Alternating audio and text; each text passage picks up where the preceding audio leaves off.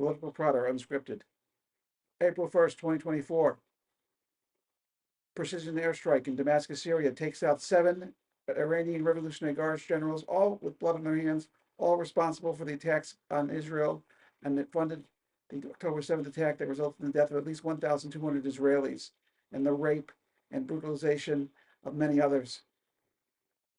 Iran is responsible for this, and Israel sent a message to Damascus saying, you are responsible and you will pay the price in lives and your general staff and other things you value if you continue to attack Israel.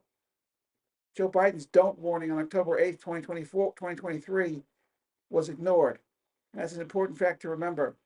But some unprecedented things happened, besides the fact that my family spent 90 minutes on the floor, the cold tile floor in their shelter, as the Israeli Home Front advised, in order to protect themselves from possible strikes. The strikes were not terribly successful from a military standpoint. One airbase was hit with minor damage.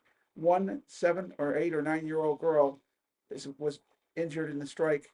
A Bedouin child, we pray for her speedy recovery, was put in critical condition in a hospital. I believe she's in the hospital in Beersheba now in Israel. We pray for her speedy recovery. Israeli Air Force, with F-15s and F-35s and F-16s, rose to attack the drones outside of Israeli territory with permission from Jordan. Jordanian Air Force also rose up to defend Israeli civilians. The RAF, the United States Air Force, the United States Naval Air Forces, Saudi Arabia's Air Force all stood up.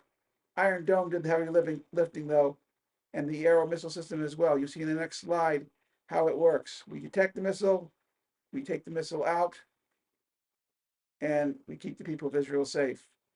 It was a very unprecedented night in a night of unprecedents. Organized by Joe Biden, he asked for a pretty high price in return for making this organization of defense, which is the humane thing to do.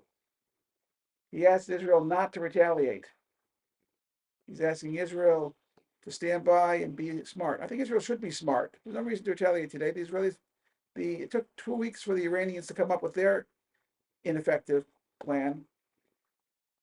And I don't think Israel was wrong for attacking the Revolutionary Guard generals. They have blood on their hands, thousands of Israelis.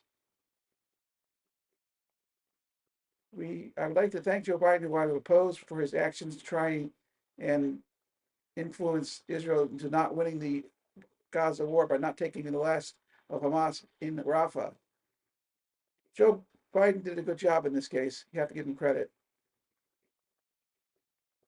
Donald Trump said if he was president right now, this never would happen. Well, all I know about that, my friends, is how Donald Trump spent his Monday in court.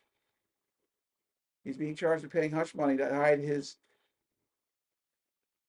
affairs from the American public's eyes. I fear that if he's re-elected president, he won't have time to organize the defense of anything but himself from the 88 felony charges that he is threatened by at this time. I really don't know who to vote for. The previous president, who's clearly senile and clearly shows dementia, can't remember the names of anybody, and has a crazy angry streak, or Sleepy Joe, who is definitely on occasion shown also signs that he's had better days behind him than in front of him. I guess I'm going to have to take other factors into account, like my friends who were on Obamacare, which former President Trump has promised to end. But for now, I thank God, and I thank the people that organized the defense of Israel and the taxpayers of the United States for paying for the 75% of development costs of the Iron Dome and the Arrow 1, 2, and 3 missile systems. Well done.